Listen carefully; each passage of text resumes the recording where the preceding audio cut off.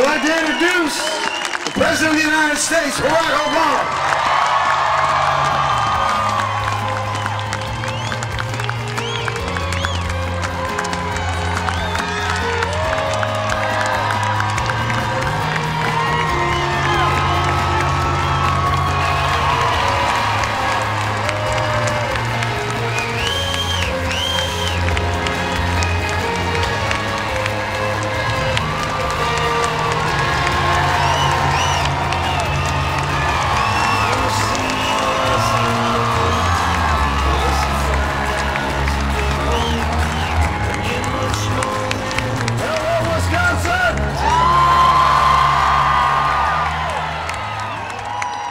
Are you fired up? Are you ready to go? I cannot imagine not being fired up after listening to Bruce Springsteen. And I can't thank him enough for everything that he's done for this campaign. He is an American treasure. He gets embarrassed when you talk about him that way. But he tells the story of what our country is, and what it should be, and what it can be. And I get to fly around with him on the last day that I will ever campaign, so that's not a bad way to end things. This is an incredible crowd, and it's good to be back.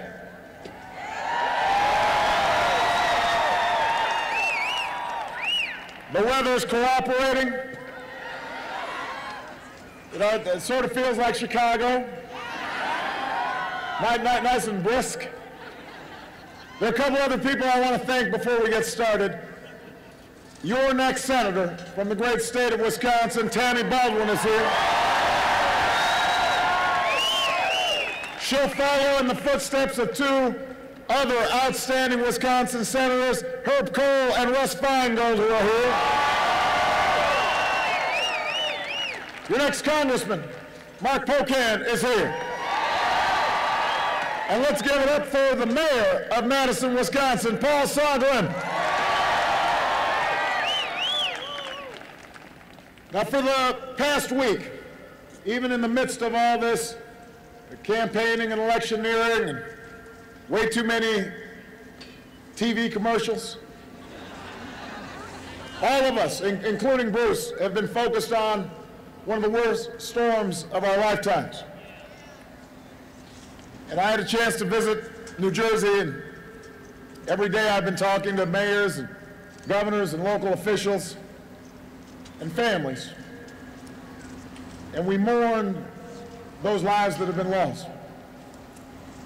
And whenever I talk to folks in the region, I tell them the same thing that I say whenever a tragedy besets the American family, and that is the American people come together and make a commitment that we will walk with these folks whose lives have been upended every step on the hard road ahead and the hard road to recovery. We'll carry on.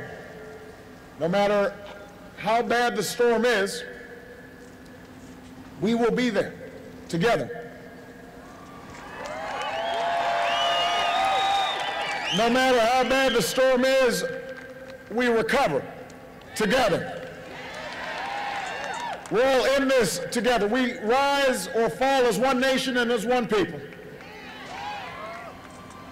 And you know, Madison, that spirit has guided this country along its improbable journey for more than 2 centuries.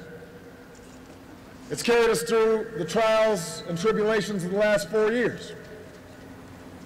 In 2008, we were in the middle of 2 wars and the worst economic crisis since the Great Depression. Today, our businesses have created nearly 5.5 million new jobs. The American auto industry is back on top. Home values are on the rise. We're less dependent on foreign oil than any time in 20 years, and we've doubled the production of clean energy across America. Because of the service and sacrifice of our brave men and women in uniform. The war in Iraq is over. The war in Afghanistan is coming to a close. Al-Qaeda is on the path to defeat. Osama bin Laden is dead. We've made progress these last 4 years.